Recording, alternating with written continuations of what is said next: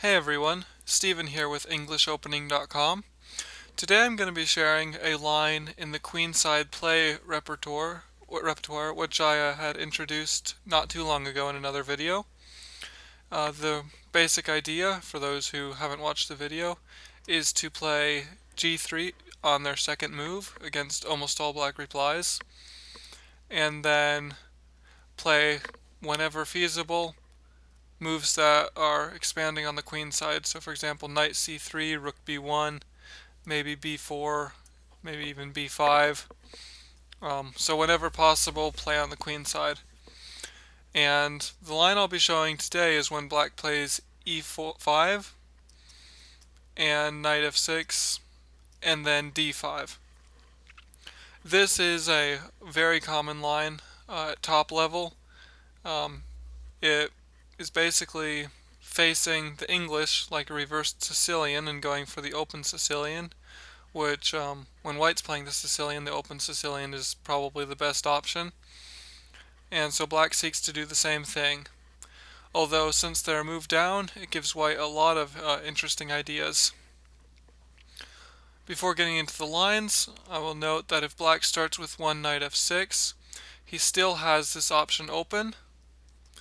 So if you are a player who plays knight f3 on the second move, then this line will fit in your repertoire, because with knight f3 you're taking away e5, so black cannot transpose. If you play to knight c3 against knight f6, then this line will also fit in your repertoire, but after g3, black could play d5, transposing into the line I'm going to show, but he could also play bishop b4, which would is another line that you should look at, and I may cover sometime, but for now I'm just going to bypass it, because when white plays g3 right away, we don't have to worry about those lines. So anyway, I analyzed the game with this recently, but that's not what we're covering. So after d5, white has to capture, of course. Knight takes. And now, so as to play on the queen side, I'm choosing knight c3. And it's a forcing move, hitting the knight, of course. Knight f3 is something I've played over the board and I may cover in a separate video, but it's not, it doesn't result in queenside play as often. Black typically drops the knight back after knight c3, and there are some alternatives which I'll cover later, but it's by far the most common move. And now, instead of developing the knight, for example, which is common and good, I'm going to recommend that you play 6d3, which prepares to develop the bishop. And so what our plan will be is to develop the queen side and put some pressure there before we even begin to develop on the king side. Bishop e7 is the best square for the bishop. Black again has alternatives, which I'll cover in shortly here. And now bishop e3 is the correct square for this bishop. It might look kind of funny because it's in front of the e2 pawn. However, because white's light squared bishop is developed along this diagonal, it makes perfect sense. It's fine to block the e-pawn, and the bishop here is pointing toward the queen side. Note that if black plays, for example, a5 just to prevent white from expanding on the queen side, white can always consider capturing on b6, because that would double the pawns and give white the nice b5 square. So after bishop e3, black almost always castles. Black is just seeking to develop normally. And white will play rook c1, putting the rook on the open file. The most common is rook e8, just a quiet development, planning to drop back the bishop so that the rook is guarding e5, and it's the most played move, but there are some important other moves that I will be covering here in just a minute. And now white can play a3, and again, another queenside move. This prepares b4. White might not want to play b4 right away, but this does take some squares at least on the queen side. One other alternative I'll give is knight f3, knight c6, castle, and white has just developed before starting queenside play. Here white will probably play a3 and b4, or perhaps a4 and maybe a5 if white guards the square. Some maneuvers for white might be moving the f3 knight to d2 because it would free the bishop, and on f3 this knight isn't doing so much. If it would shift to d2, it could head to e4 or c4 or even b3. This knight might head to e4 and then c5, which would be quite a strong square. So that's just one alternative I'll quickly show. But after a3, the main move of black is bishop f8, and now you can play queen c2, gaining control over the c file and putting a indirect pressure once this knight moves on the c pawn.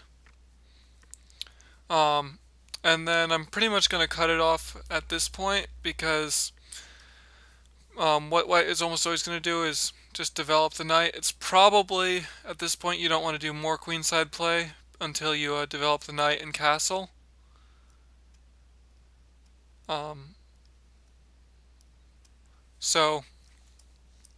But here white has a reasonable position, good development, and definitely plans for playing on the queen side. One maneuver again is knight e4, knight c5. So if you get to this position, I think you're going to have just no problems at all. Initially, you can again develop the knight and castle, and then continue to play on the queen side, probably with something like knight d2. So let me cover some alternatives. So after c4, e5, g3, knight f6, bishop g2, d5, the line we're analyzing, captures, knight c3. Knight b6 is the main move. However, black could drop the knight back to knight f6, and this isn't such a terrible move, but it does block the f-pawn, which black might advance in some of the lines I'm going to show in a minute. And here white can pretty much just develop normally. For example, knight f3, castle, and then later plan something like a3, b4, rook b1, just normal queenside play.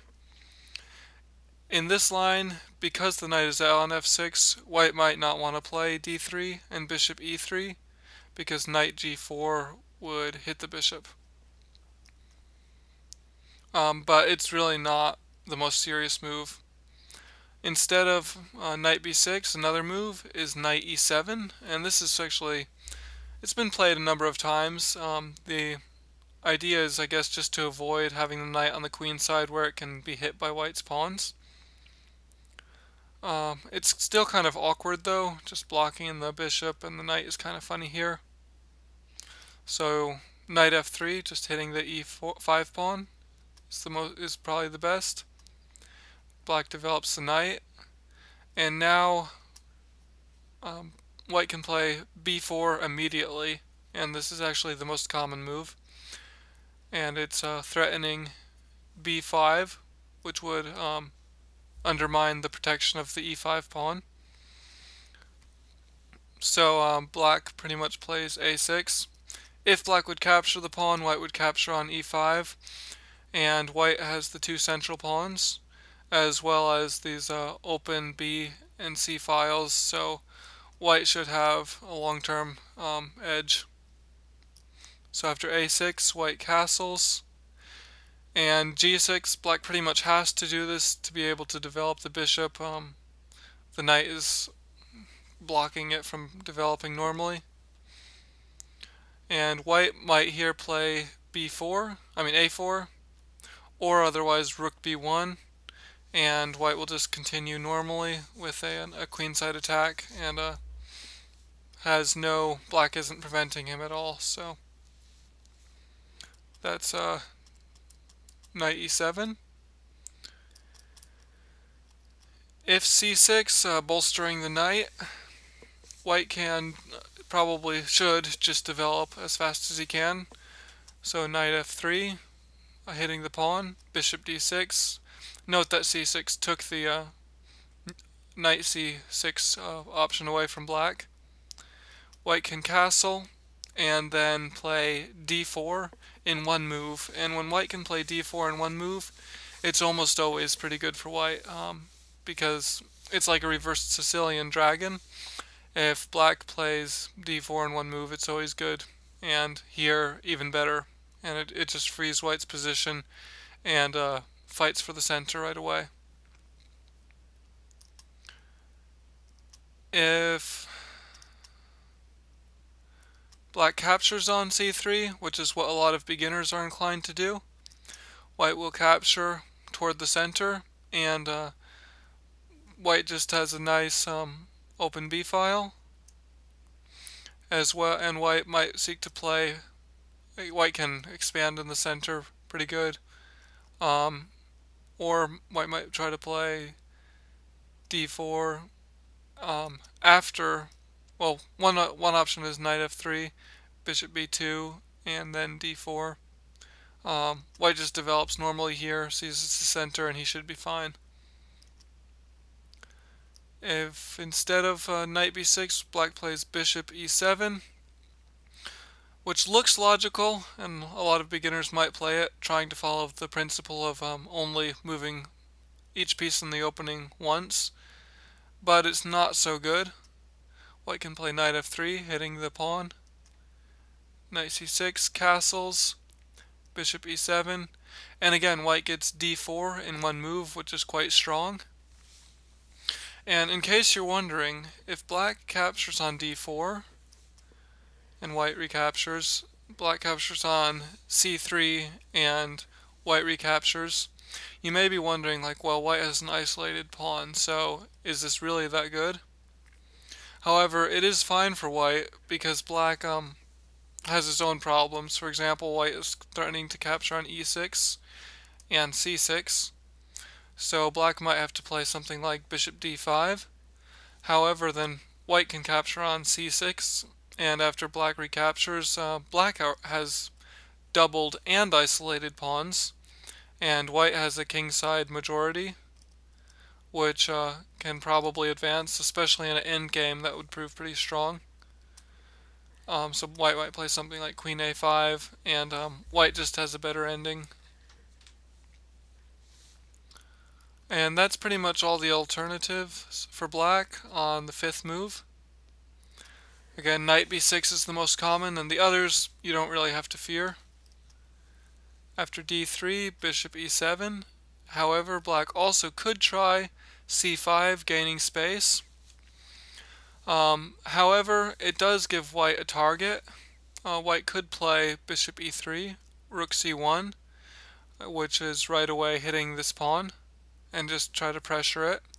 Note that the knight on b6 doesn't work so well with this pawn here, because for example, white also, another plan could be just to play a4, a5, and possibly even a6. Against the Maroczy bind, that's what black sometimes does, and here white can do it, except up a move and with the knight on b6, so that would probably be a pretty strong plan. Or even if you want to strike out immediately, f4 might be pretty good as well. So white has plenty of different ways to combat c5. If black plays bishop c5, stopping our bishop e3 idea, white can just develop as normal because the bishop is going to be kicked away. So for example, knight f3, a3 right away, planning to kick the bishop away is possible as well. Knight c6, defending e5. Castles, castles. Now a3, threatening to kick the bishop and have a tempo with the queenside play. a5, and now white can play knight e4, followed by developing the bishop out somewhere.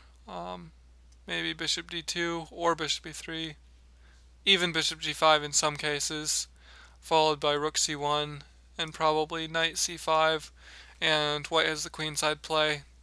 And the bishop on c5 doesn't really help black because it's just going to have to move now.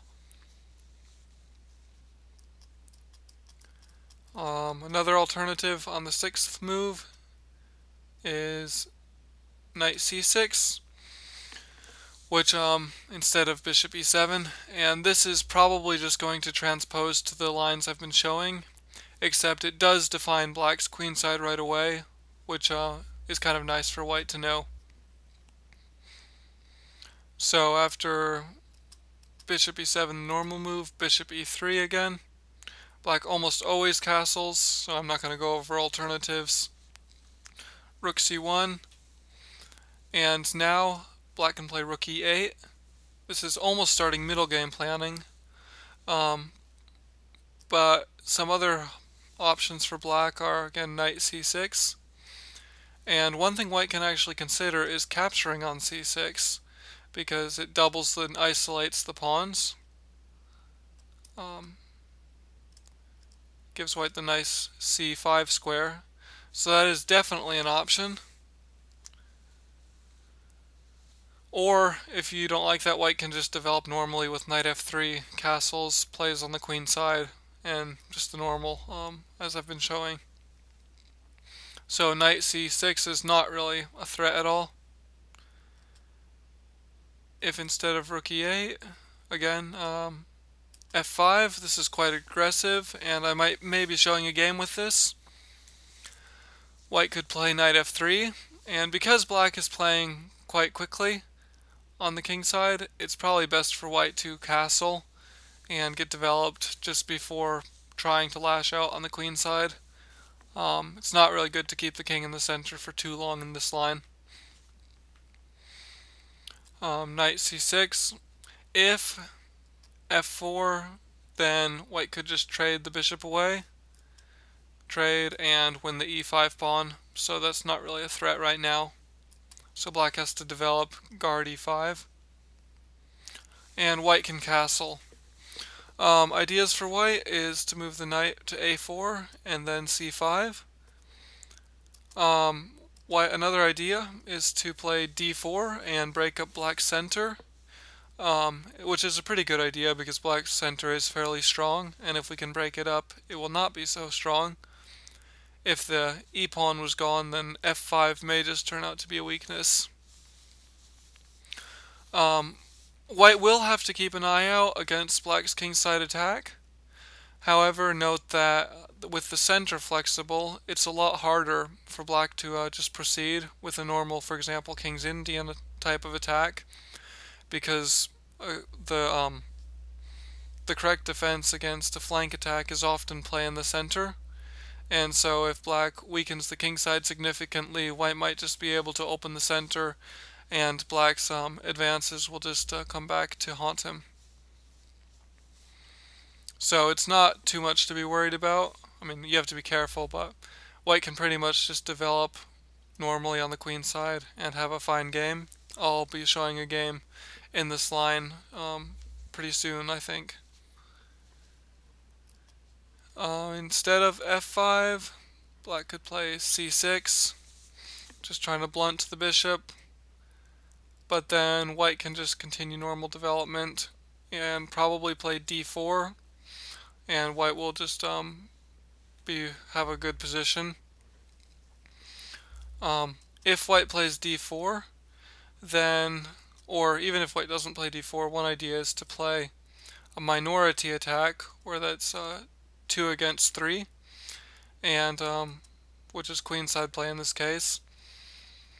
If white can play a3, b4, and b5, maybe a4 later, a5, just advancing the pawns and trying to create some weakness. If 2 pawns are traded off, black will be left with 1 weak pawn in a minority attack. And I think that's basically it. I don't want to get into a whole ton of depth because I'm not trying to target master level players. I'm trying to mainly just help tournament players. I myself am 2100 and would be fine with knowing this much and going into a game. So again, the main idea: after capturing, hit the knight, drop back, and then develop to the bishop after d3 to e3, develop the queenside, and then after you develop the queenside, develop the kingside, and then play on the queenside. So it's a fairly unknown line, although it's been played by some strong players, so it's definitely solid. And I think it fits well in this repertoire, and I hope you can use it in some of your games.